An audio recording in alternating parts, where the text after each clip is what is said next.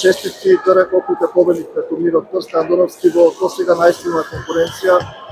Победата е толку поголема што ова е нов проект, едва еден месец тим заедно.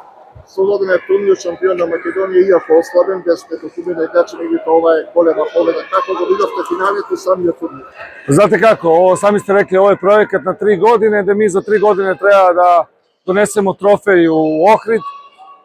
Zaista fantastično smo sve počeli, međutim znamo kakve 3 ekipe su iznad nas, ovo nam daje još jedan motiv, ali idemo da se spustimo na zemlju i polako, korak po korak, da gradimo tim, da gradimo rukometni klub u Ohrid.